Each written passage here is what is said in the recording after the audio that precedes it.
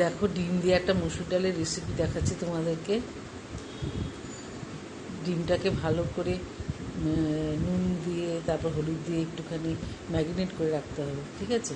তারপরে ভালো করে নেড়ে রেখে দিতে হবে।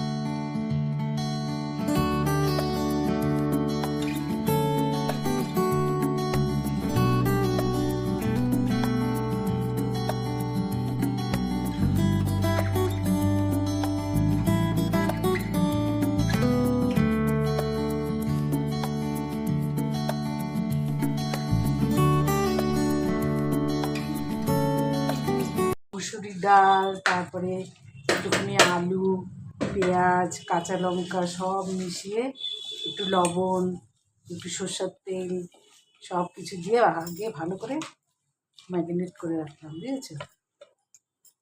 এবার ডিমটাকে, এই যে ডিমটা দেখছো, এই ডিমটাকে একটু ভাজতে হবে, হালকা হালকা করে ভেজে তারপরে এরপরে যে আমি করবো সেটা পরে দেখাবো।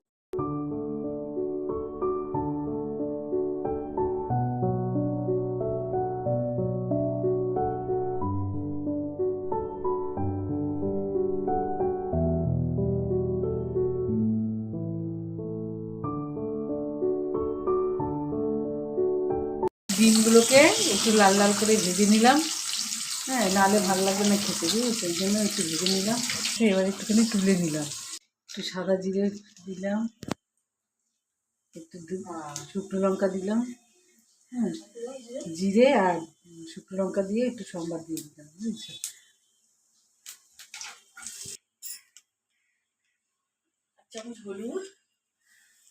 এক চামচ হলুদ দিলাম, একটুখানি ধনে গুঁড়ো দিলাম, একটু লঙ্কা গুঁড়ো দিলাম,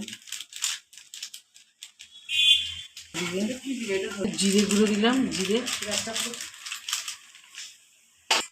এবার সব মাখা জিনিসগুলো ম্যারিনেট করে রেখেছিলাম, ওগুলো আস্তে আস্তে সব ছাড়ছি, ঠিক আছে?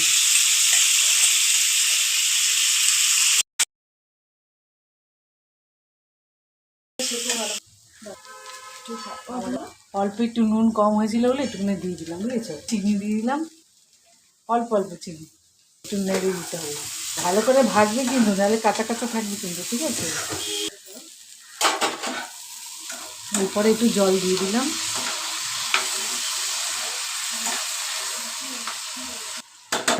জলটা একটুখানি ফুটিয়ে রেখেছিলাম, ওই জলটা দিয়ে দিলাম, ঢাকনাটা দিয়ে ঢাকা দিয়ে দিলাম। এবার ডিমটা দিয়ে দিলাম, একটু ফুটলেই ডিমটা দিয়ে দিতে, হ্যাঁ। আর এই যে কারি পাতাটা একটুখানি দিলে খেতে টেস্ট লাগবে, ধনে পাতা দিলে বেশি ভালো লাগতো। কারি পাতাটা দিয়ে এবার 2 মিনিট ঢাকা দিয়ে তারপরে নামিয়ে দিতে হবে, ঠিক আছে? রান্না সবার খাওয়া গেছে, এখন আমরা 3 জনে বাকি আছি, বসে করলাম খেতে, হ্যাঁ। এই রান্নাটা এখন করছিলাম, এই ভাতটা বেরিয়ে বানাই দিচ্ছি, ভাজা পাঁপড় ভাজা না হলে ভালো লাগে, তাই না?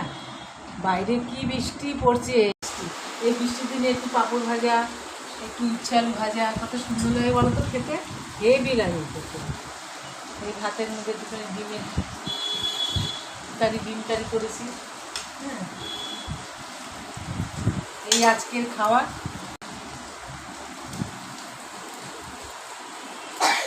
খারাপ হয়নি, ভালোই হয়েছে। ডিমের কারি দিয়ে ভাত খুব সুন্দর লাগছে খেতে। এরকম তোমাদের অনেক রকম রান্না করে দেখাবো, হ্যাঁ। টাটা।